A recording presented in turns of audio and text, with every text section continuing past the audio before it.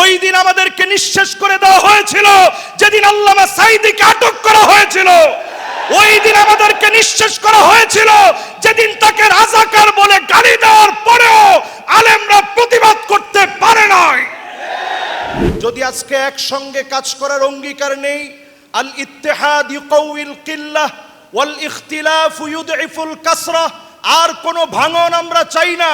ঐক্যবদ্ধ হয়ে জালেমকে যেভাবে বিতাড়িত করেছি, আগামী দিনেও আমরা এক হয়ে কাজ করতে চাই।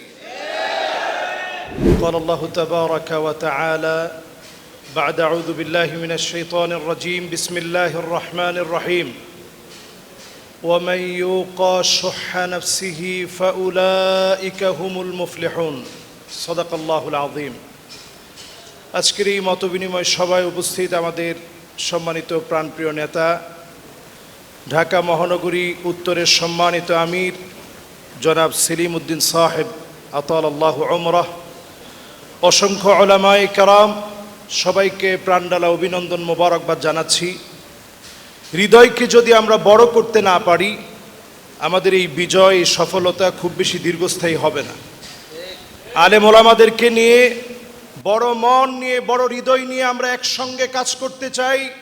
যদি আজকে একসঙ্গে কাজ করার অঙ্গীকার নেই, আল ইত্তেহাদ ইউকাউইল কিল্লাহ ওয়াল ইখতিলাফ ইউদঈফুল কাসরা, আর কোনো ভাঙন আমরা চাই না। ঐক্যবদ্ধ হয়ে জালেমকে যেভাবে বিতাড়িত করেছি, আগামী দিনেও আমরা এক হয়ে কাজ করতে চাই। ছোট্ট একটা গল্প আজকে আপনাদেরকে শোনাতে চাই। এই গল্প ইউসুফ কারদাবী আলাইহির রহমা ওনার কিতাব থেকে আমি সর্বপ্রথম পড়েছি।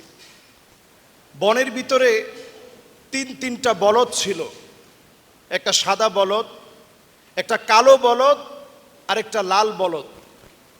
এই সাদা আর কালো আর লাল এই তিন বলদকে প্রথম বাঘ এসে বলল, দুইজনের সঙ্গে সন্ধি চুক্তি করছে।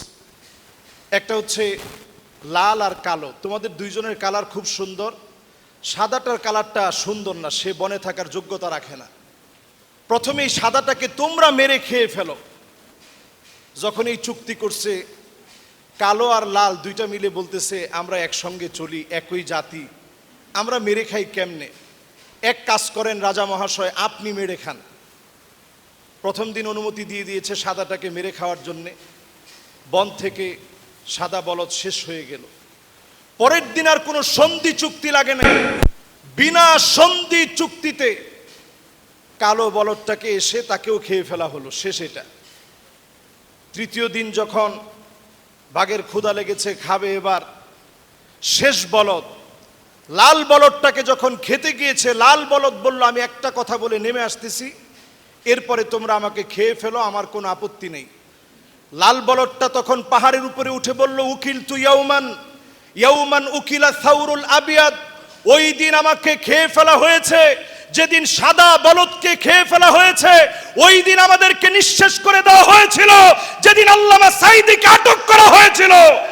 ওই দিন আমাদেরকে নিঃশেষ করা হয়েছিল যেদিন তাকে রাজাকার বলে গালি দেওয়ার পরেও আলেমরা প্রতিবাদ করতে পারে নাই। ওই দিন আমাদেরকে নিঃশেষ করে দেওয়া হয়েছিল যেদিন তার জানাজার নামাজ পর্যন্ত পড়তে দেওয়া হয় নাই।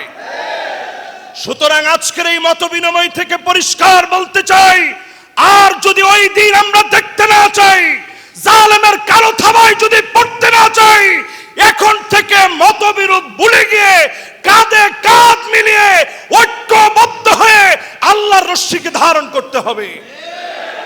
প্রিয় হাজিরিন, এই ছোট্ট কথা বলে, ওমান ইতামাদা আলা মালিহি কাল্লা, যখন জালেম তার সম্পদ নিয়ে অহংকার করে, তখন আল্লাহর পক্ষ থেকে পতন আসে। আমরা দেখেছি ফ্যাসিস্ট সরকারের তার নিজের একজন পিয়নের যদি 400 কোটি টাকা হয়, এই আলামত বলে দিচ্ছে এজন্য তাদের পতন হয়েছে। দ্বিতীয় নম্বর আলামত, ওমান ইতামাদা আলা নাসি মাল্লা, কেউ যদি মনে করে আমার চারপাশে আমার লোক দিয়ে ভরা, আমার পুলিশ, আমার র্যাব, আমার ছাত্রলীগ, আমার যুবলীগ, আমার আওয়ামী লীগ সব আমাকে রক্ষা করবে, এই আলামত বলে দিচ্ছে দ্বিতীয় আলামতের কারণে তাদের পতন হয়েছে। কারণ কোন লোক তোমাকে বাঁচাতে পারে না যখন আল্লাহর কাছ থেকে পাকড়াও চলে আসে, ঠিক কিনা বলে?